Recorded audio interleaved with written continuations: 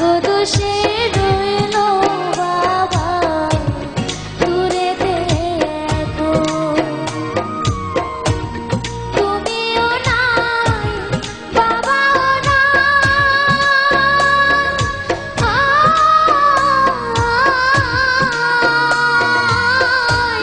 তুমিও নাই বাবাও নাই দুঃখে আমি এমনি হায় রে মা জননী আমার হায় রে মা জননী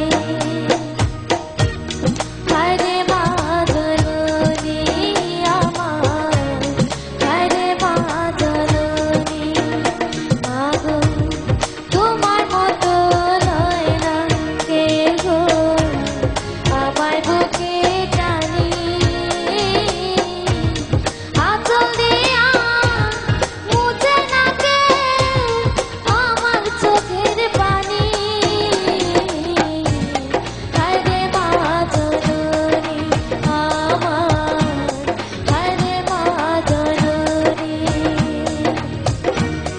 হায় রে মা জননী আমার হায় রে মা জননী।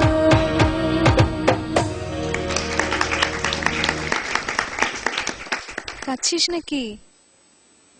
কাঁদছিস কেন? এখন আমার বাবা নেই, সামনে যদি মার কিছু হয় তাহলে আমরা 4 বোন কোথায় গিয়ে দাঁড়াবো, এর জন্যে। তুমি যেভাবে গাইছো বন্যা, আমরা সবাই তোমার সঙ্গে আছি। তবে মার জায়গা তো কেউ নিতে পারে না। তোমার সঙ্গে সঙ্গে মা ওখানে বসে বসে কাঁদছিল। আমরা সবসময় আশা করব, আল্লাহর কাছে দোয়া করব তোমার মা তোমার সঙ্গে যেন সব সময় থাকে। জানতে চাইবো শ্রদ্ধেয় বিচারক মণ্ডলীর কাছে,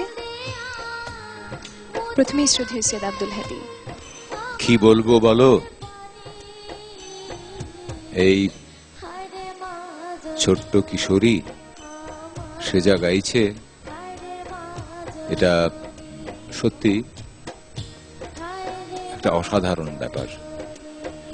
এবং এই মঞ্চে আগেও যেমন গেয়েছে ও, আজও তার ধারাবাহিকতা রক্ষা করেছে। এবং আজকে যে গানটি ও গেয়েছে, এই গানটি তুমি অন্যান্য দিন যে সমস্ত গান গেয়েছো, আজকে এই গানটি একটু আলাদা। এটি কার গানটি? শ্রদ্ধেয় কনক চাপা ম্যাম। হ্যাঁ, সেই জন্যই মনে হচ্ছিল যে এই গানটি একটু অন্যরকম। এবং এই গানটি শুনে মনে হলো তুমি তো অন্য ধরনের গানও গাইতে পারবে, সব ধরনের গান গাওয়ারই চেষ্টা করবে। এবং মন খারাপ করছো কেন?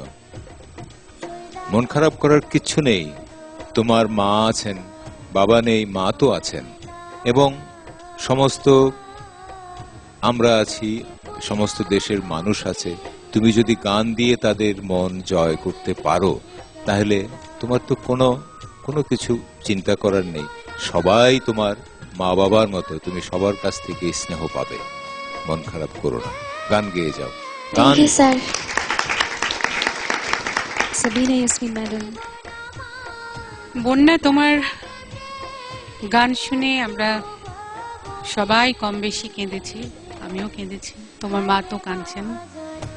তুমি সবাইকে কাঁদিয়েছো, এত সুন্দর গেয়েছো, এত ভালো হয়েছে, এত আবেগ এসেছে তোমার গানের মধ্যে যে সত্যি আমরা সবাই সেই আবেগে ভেসে গেছি।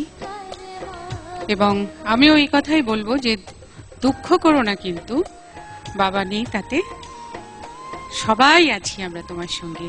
তুমি একদম এগিয়ে যাও, কোনো চিন্তা নেই, কেমন? Thank you ma'am. শ্রদ্ধেয় কুমার বিশ্বজিৎ স্যার। বন্যা, জি স্যার। তোর গানের কথা কি মাগো তোমার মতো লয় না কেউ আমায় বুকে টানিয়া? জি স্যার।